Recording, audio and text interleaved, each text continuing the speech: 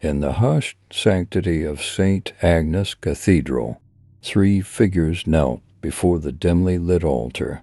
The evening sun cast long shadows through the stained glass windows, painting the holy chamber with eerie colors. Father Robert, a weathered priest with trembling hands, led the congregation in prayer. To his right knelt Margaret, a woman in her late 30s, her eyes closed in deep devotion. On his left was Samuel, a teenage beau with a troubled past, seeking solace within churches. Comforting embrace as Father Robert intoned the ancient liturgy. A chill swept through the cathedral, causing the candles to flicker and dance. Margaret's whispered prayers grew louder, her voice quivering with desperation. Samuel's fingers clenched the wooden pew beneath him, beads of sweat forming on his forehead. But as the service continued, an unsettling feeling descended upon them. The air grew colder, and the once peaceful atmosphere began to crack. The candles went out one by one, plunging the church into darkness. Father Robert's voice faltered, and his head snapped toward the altar. "What's happening?" he muttered. Margaret's eyes flew open, her gaze darting around the pitch-black church.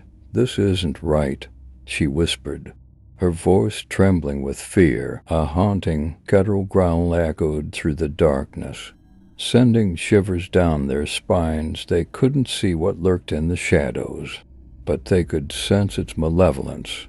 It seemed to slither closer, its presence suffocating, like a vengeful spirit summoned from the abyss. Father Robert fumbled for a lighter, desperately trying to reignite the candles, but they remained stubbornly extinguished.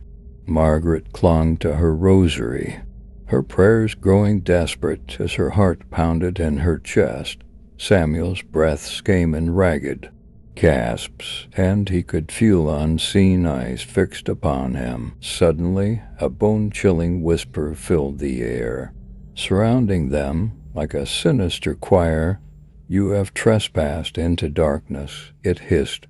"Your faith cannot protect you here." Terrified, the trio clung to one another, their voices trembling as they tried to recite prayers long forgotten. But as the malevolent force drew closer, their pleas fell on deaf ears. The church, once a sanctuary, had become a sinister battleground between the sacred and the profane. In the suffocating darkness of St. Agnes Cathedral, the 3 souls found themselves trapped, facing a horror beyond their comprehension.